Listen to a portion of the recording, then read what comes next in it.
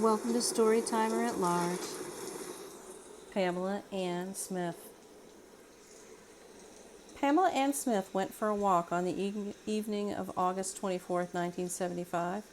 She was a newlywed of just 6 months.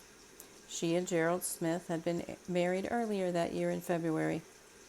They owned a dairy farm along Indiana Highway 31, east of Greensfork, Indiana. Pamela was originally from Covington, Kentucky. She had moved to Indiana with her family and graduated high school in Richmond, Indiana. She was the daughter of June and William McAllister. Pamela was born on September 24th, 1951. On the day she went missing, she was 30 days away from her 24th birthday. Pamela was petite, 5 feet 1 and 110 pounds. She had long brown hair.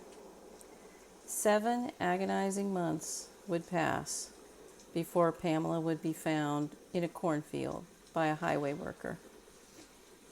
Immediately, I had questions. How was she not spotted at harvest time in October-November of 1975? How was she not spotted during spring planting of 1976? Maybe the field was left fallow for that year? Maybe she was on the edge of the field near the road where it's sometimes overgrown? I don't have the answer to those questions. Investigators did think that Pamela had been in that spot the whole time.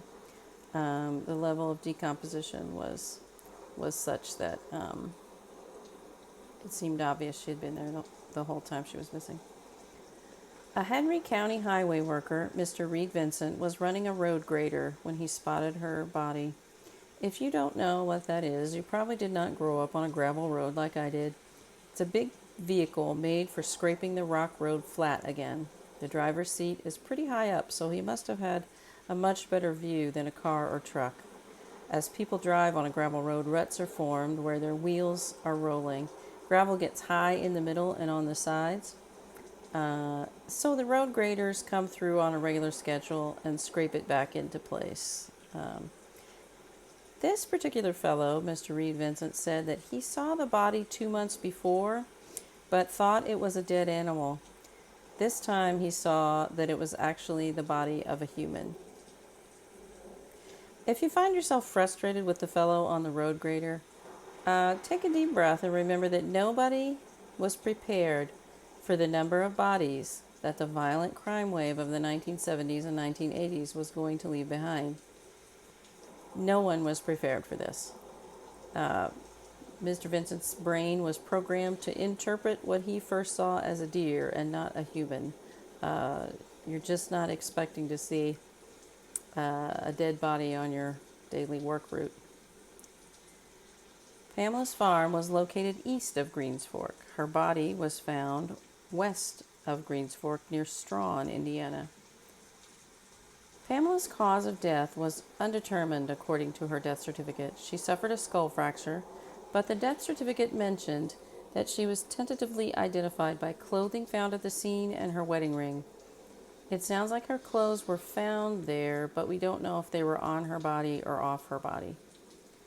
I didn't find any description of animal activity scattering the remains. Her husband estimated that he had put in over 2,000 miles on his car driving around looking for her in the months after her disappearance. He theorized that she had been grabbed and forced into a car. I think that's probably exactly what happened. Whoever killed her wasn't particularly interested in hiding her body. They weren't worried about getting caught. They weren't worried about evidence. What else was happening in August of 1975 near Henry County? On the evening of August 20th, 1975 in Hancock County, 3 young girls were picked up by Thomas Edward Williams in a station wagon. They had been hitchhiking after getting some items at an East Indianapolis gas station. Williams raped the youngest girl, and all 3 were slashed with a knife and left for dead in a cornfield in Greenfield, Indiana.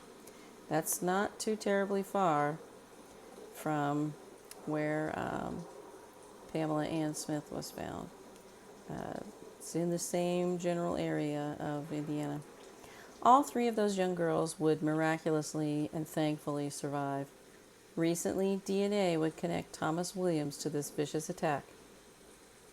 Also, on the morning of August 20th, 1975, Cheryl Boland was abducted, raped, and murdered. Her body would be found in the spring of 1976 as well. Could Thomas Edward Williams have committed both of those crimes? I think it's possible. Think about Thomas Edward Williams. If maybe he abducts Cheryl in the morning in Monrovia, halfway between Indianapolis and Terre Haute. He rapes, murders, and dumps her south of Terre Haute. He heads back east, and that evening he encounters the three girls who survived his brutality.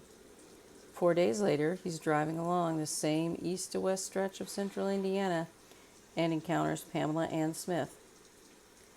Sometimes a cluster of crimes are not related at all, but what if they are? Cheryl was young. The three survivors were young. Pamela was petite and probably looked quite young to this man. Could Thomas Edward Williams be responsible for all three of these crimes? I think it's quite possible.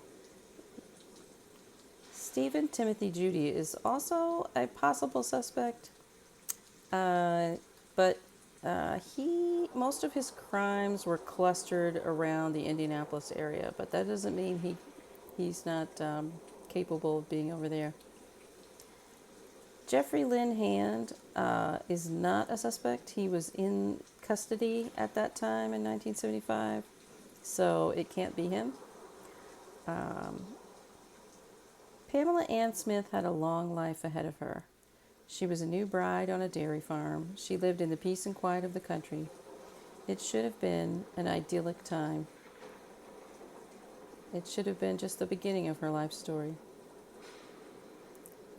Rest in peace, Pamela Ann Smith.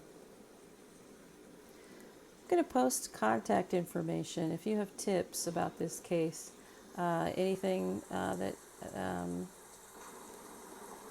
you know that might be relevant. I'll post that in the comments section of the video. And remember, if you appreciate true crime content, go ahead and hit that thumbs up button for justice if you hope to see justice done in these cases. Think about sharing the videos. If there's somebody you want to share it with, there's a curved sort of arrow. You can touch that button and create a contact or a link rather. Copy that link, and then you can paste it into a text message or into your social media, something like that. And think about subscribing. The bell icon, it looks like a little bell. If you touch that, you can subscribe to the channel and get all the videos as I finish making them. Yeah. This is a long, cold case, but I still have a lot of hope that with the technology that's available today, I still have a lot of hope that a lot of these cases can be solved. I'm going to choose to remain hopeful.